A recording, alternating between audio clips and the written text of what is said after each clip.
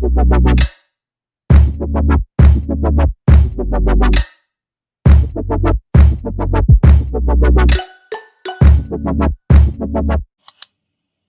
everyone, and welcome to my channel Talking with Tamaya. My name is Tamaya and I am a dual JD MBA student in my last semester of law school. I know it's been a long time coming, you guys. So I really wanted to film this video because I have not seen anything like it. And this is a video about what I spent in a week as a third-year law student living in Los Angeles. So for those of you guys who don't know, in order to become an attorney, you have to take the bar exam. The bar exam is something that is daunting for every single law student, but what's even more daunting than the act of actually taking it is the process of actually paying for it. And I don't think there's enough transparency around the prices that are associated with becoming an attorney, which is why I made this video. In the first week of March, I decided to document what I spent in a week in preparation for the bar exam and just for other expenses that are associated with living in Los Angeles, mostly just rent. And the truth is, these things can be really expensive, especially if you did not plan for them. So thankfully, I've had so many friends who have already taken the bar exam, and they kind of put me on game, meaning they informed me just how much money I would need to save. And so with that in mind, I have been saving since like my second year of law school, just in preparation for this season of my life.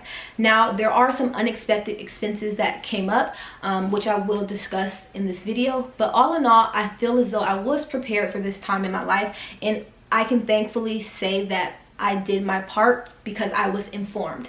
The hard thing about this is not everyone knows about just how much money they'll need to spend.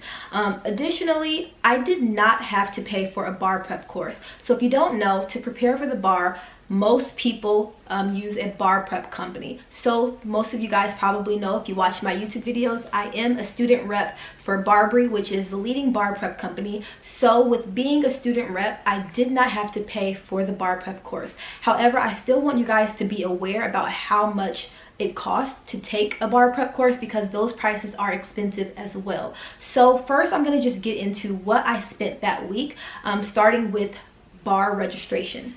So registration for the California bar exam opened on March 1st, and on March 1st is when I registered for the bar exam. So it's highly recommended that you register the moment when registration opens, because you typically select where you would like to take your bar exam. So because there are several locations that are available to us, I have been told by many of my friends which locations I should look to and which locations I should stay away from. So I was able to actually register for the location I wanted to take the exam in. But in addition to registering for the bar exam, you also have to pay for a hotel. So a lot of people probably don't know, but it's highly recommended that when you're taking the bar exam, which is 2 days for the California bar exam, that you stay in a hotel, not at home. And that's something that my school has pounded in our heads since like the first time we met during orientation. So I also had to pay for a hotel. As you guys know, usually the price for hotels surge when there is high demand. So hotels are aware that the bar exam is happening and when it's happening and where it's happening. So it seems like the prices tend to go up for hotels. I still was able to get something reasonable compared to other areas where the test will be administered, but it's still a pretty steep expense. So just to now put numbers out there, what I had to pay to register for the bar exam was $850.75. So you have to pay an additional amount to take the bar exam on a computer, and that was the additional amount. I think without taking it on a computer, the cost is $750. But mind you, I don't know anyone who does not take it on the computer, because if not, you would have to write out your essays instead of type them.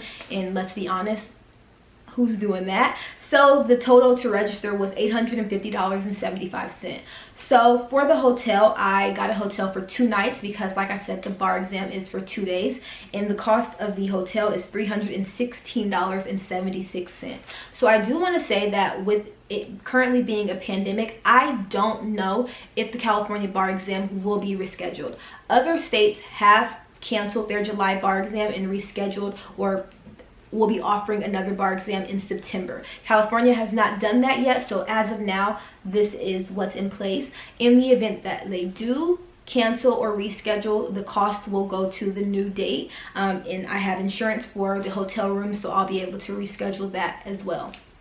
But that is the total for both the registration and the hotel. So in addition to paying for that, I also had to pay for my moral character application. So for those of you guys who don't know, in addition to taking the bar exam, another hurdle that you have to overcome to be admitted as an attorney is the moral character portion. So that means that pretty much you have to document what your life history was, from what institutions you went to, what places you lived, what employers you've had. All of those things have to be documented. In addition to documenting all of your life background, you also have to have recommenders who can attest to your character.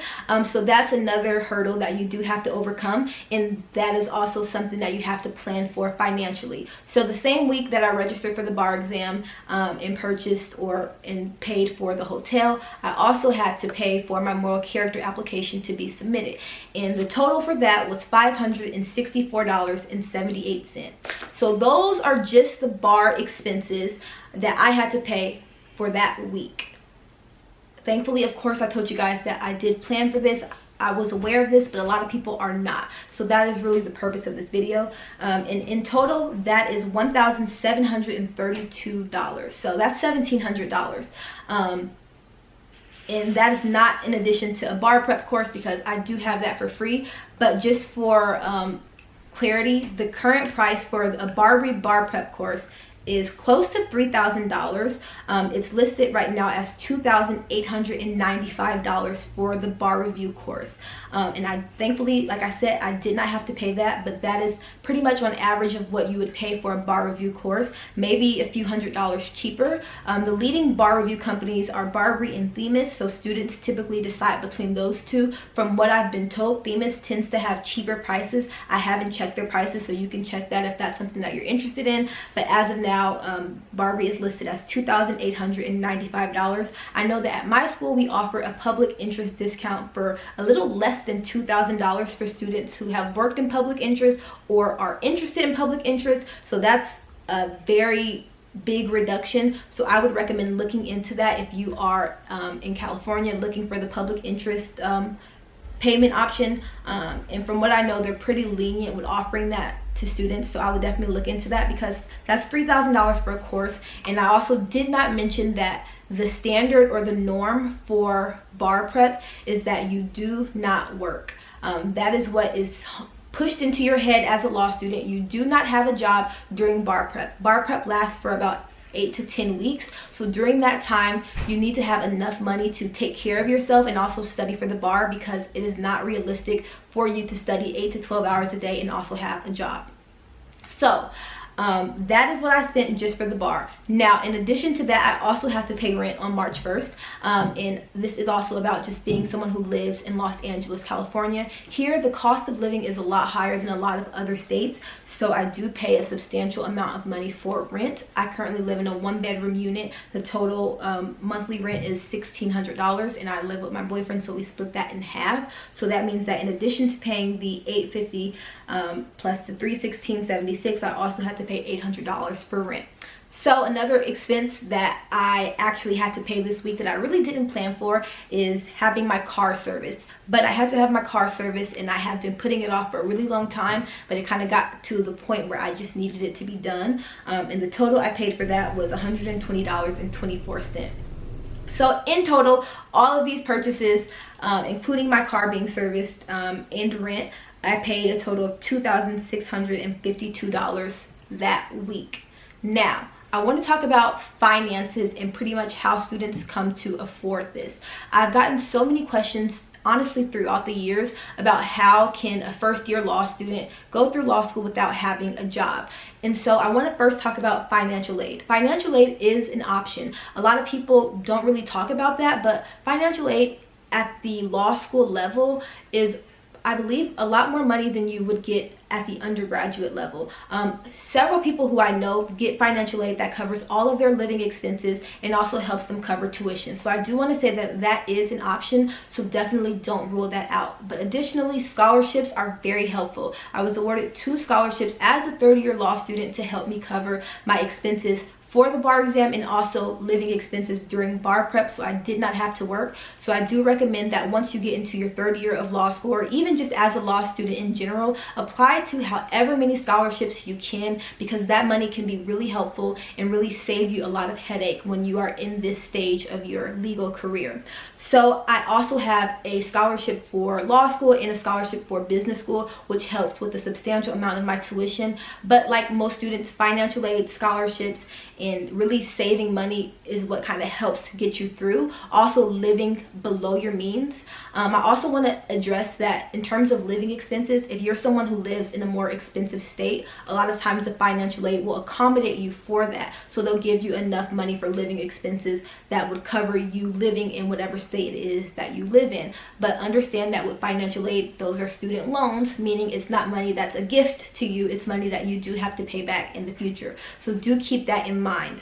Another thing that I will have to pay for are bar prep supplements. So in addition to bar review companies giving you like the bar review materials, there are some really notable outside companies that have resources that many students recommend just to help you as you prepare for the bar exam, and a lot of those resources are very expensive as well. I can do a separate video just covering the resources that I plan to invest in for bar prep. If you guys want to see that, comment down below. But all in all, I really just kind of wanted to put this video out there for those of you guys who might not be clear about just how much money it will cost to register for the bar exam. I also want to give this disclaimer that this is California. I don't know what other states' prices are, but I can imagine it's either this or a little bit less. I don't believe that there are any states, probably except for maybe New York, who would require students to pay more than this. I don't know though, so I would definitely do my research depending on what state you're in. But this is pretty much just what I had to spend as a third-year law student living in Los Angeles. I didn't account for things like groceries and like how much money I spend on coffee, because I thought that this what I spent in the week video would really be great if it was geared towards what you will have to spend as a third-year law student, just so that there is some insight into how much money you should save. So hopefully this helps some of you guys out there. If you guys have any questions, as always, leave them down below. If you guys have any video recommendations, leave them down below as well. This is a lot of money. This is $3,000 essentially. If you round it, this is $3,000. So I would definitely say, even if you're just interested in law school and you don't know yet, definitely start saving, because it will really just kind of help lighten the load. And one more thing that I did not mention, thankfully, I was awarded scholarships to help me with living expenses. But if you are a third-year law student and you are concerned or struggling with the thought of how you're going to study for the bar exam and not work, I have so many friends who have sought out outside companies for a bar loan. So I guess it's very similar to financial aid, except for it's allegedly higher interest rates. So I would just look into bar loans and see if you qualify for a bar loan, and that could be money that might be able to help you as you study for the bar exam. And that's just kind of just something I just want to put out there, just because I have gotten people reaching out to me about how they don't really know how they're going to be able to study without working, and I can really understand that that can be very stressful. So I just want to put that out there. I don't have much information about it, but definitely look into that if that's something that you are interested in. But aside from that, you guys, that is it for this video. I wanted it to be as real as possible and transparent as possible, because if I did not have great friends who really informed me of how much money I needed to really spend and how much I needed to save, I really would have been unclear and not have been prepared. So I hope that this helps some of you guys. Make sure you subscribe if you're not a subscriber, and I will see you guys in my next video.